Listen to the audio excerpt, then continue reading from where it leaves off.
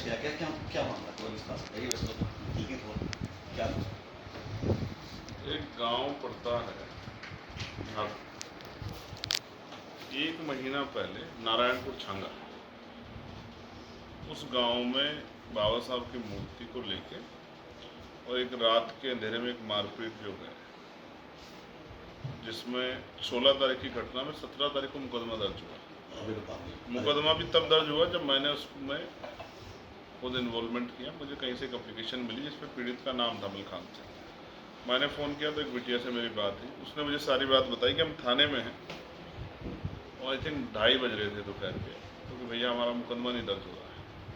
तो मैंने वहाँ जो एडिशनल एसपी उनसे बात की, मैंने कहा कि भाई जब पीड़ित आपके यहाँ रात से थाने में है तो आप FIR क्यों नहीं दर्ज कर रहे हैं, कि अभी कर रहे हैं। तो मुझे पता लगा कि वो इस बात पर बल दे रहे थे कि जिस आदमी का नाम जो मुख्य उसमें आरोपी, उसका नाम हटा दिया जाए और कुछ लाइनें उस एप्लीकेशन की। लेकिन जहाँ फिर उसके बाद वो मुकदमा दर्ज हुआ 17 तारीख को। लेकिन आपको जान के बड़ा अचंभा सा लगेगा कि 18 तारीख में पीड़ितों के खिलाफ भी मुकदमा दर्ज हुआ। 17 तारीख में तो पीड़ितों का मुकदमा दर्ज हुआ और 18 तारीख में उनके खिलाफ भी मुकदमा दर्ज हुआ। और 17 तारीख के मुकदमे में जहाँ 2 महिलाओं को इंजरी थी, एक लड़के को भी यहाँ इंजरी थी, उसमें कोई एक भी धारा ऐसी नहीं लगी जो नॉन बेलेबल या जिसमें गिरफ्तारी जैसी नौबत आ जाए।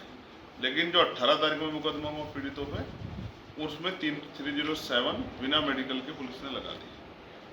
अब उसमें एक वीडियो वायरल हुई जो महिलाओं के, जिसमें महिलाएं कह रही हैं कि भाई जब हम मर जाए तब मत आना। तो मैं जब वो वीडियो मेरे पास पहुंची, मेरी जिम्मेदारी बनती है कि मैं जाकर पीड़ितों का हाल जानूं।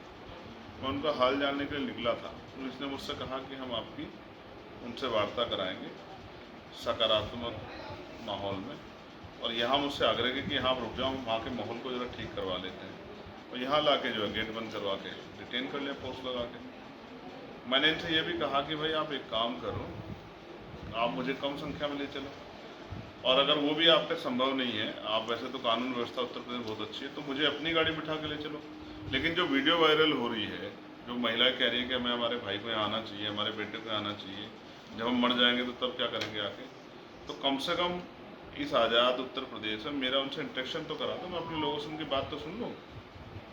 तो उसमें उनके पास कोई जवाब नहीं है। मैं अभी भी इंतज़ार कर रहा हूँ और मैंने उनसे आग्रह किया कि अगर मुझे भी नहीं ले जा सकते तो उस परिवार को यहाँ ले आओ, जिससे कि मैं उनकी बात को सुन लूँ।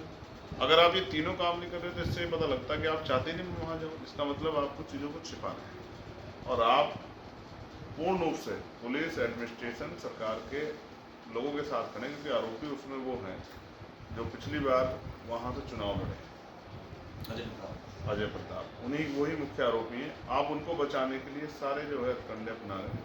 ये लोकतंत्र में जो फ्रीडम ऑफ एक्सप्रेशन है उसकी हत्या है। अगर मैं एक चुनाव सांसद होने के बावजूद अपने ही लोगों से जो पीड़ित है मिलने नहीं जा सकता, तो मैं और आपको सोचना चाहिए तो पीड़ितों की आवाज़ उठेगी कैसे, उनको न्याय मिलेगा कैसे। उनके लगातार वीडियो आ रहे हैं कि अब हम पे दबाव बनाया जा रहा है फैसला करने के लिए। अधिकारी ये कह रहे हैं कि अगर ऐसे फैसला करो ठीक है, वरना हमें फैसला करवाने के और भी तरीके आते हैं। ऐसे में क्या पीड़ितों को न्याय मिल पाएगा? बड़ी चिंता के साथ और संविधान का पालन करते हुए हम लोग अधिकारियों से सकारात्मक वार्ता चाहते हैं कि उस परिवार की मदद हो।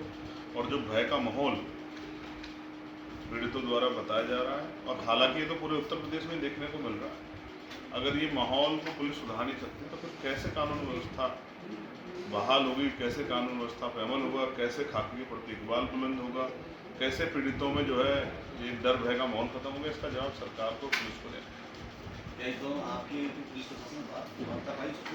लगातार वार्ता हुई पुलिस के अधिकारियों से, वहाँ के एडिशनल एसपी और CO भी आए। पीड़ित परिवार से मेरी सुबह बात हुई थी, उन्होंने इच्छा जताई थी कि आप गांव में आ जाओ, यहाँ बहुत बुरा हाल है, आप आके देखो, आपको कुछ समय पता लग जाएगा कि हम जो कह रहे हैं वो गलत है या सही।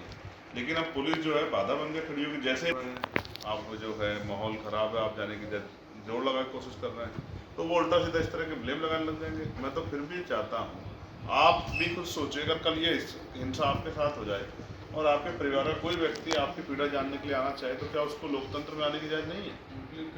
बिल्कुल। तो ऐसी परिस्थिति क्या क्यों हो रही है कि जिस लोकसभा में चुनाव सांसद हूँ उसके बैरिकेडिंग के बराबर में, उसके बॉर्डर के बराबर में 20 किलोमीटर मुझे जाने की इजाज़त नहीं है। इसका जवाब जो है जिला प्रशासन को यहाँ मुरादाबाद को देना चाहिए।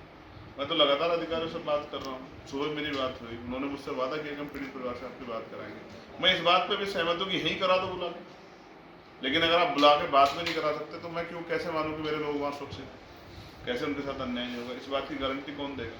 उनकी पुलिस के रहते, एडमिनिस्ट्रेशन रहते तो उन पर हिंसा हुई, उनके रहते तो उनकी एफआईआर में कोई ऑफेंस ऐसा नहीं है जो नॉन अवेलेबल हो, लेकिन उनके ऊपर जो एफआईआर हुई दबाव डाल के फैसला कराने के लिए, उसमें 307 बिना मेडिकल के आपने लगा दी। उल्टा तो आप पीड़ितों का दमन कर रहे हैं। तो ऐसे में उनकी आवाज उठाना, उनके साथ खड़ा होना जिम्मेदारी। घटना के 1 महीने से ज्यादा हो गया, 1 महीने के बाद ही आपको वहाँ का ध्यान आया या वीडियो देख के आप? मेरी एफआईआर, मैंने एफआईआर में जब एफआईआर नहीं तो मैंने उसमें अपना जो मेरी जिम्मेदारी थी मैंने अदा की, लेकिन पुलिस अपना काम ही नहीं कर रही है। पुलिस काम नहीं कर रही है, उल्टा उनके खिलाफ एफआईआर हो गई है, वो लगातार वीडियो जारी कर रहे हैं।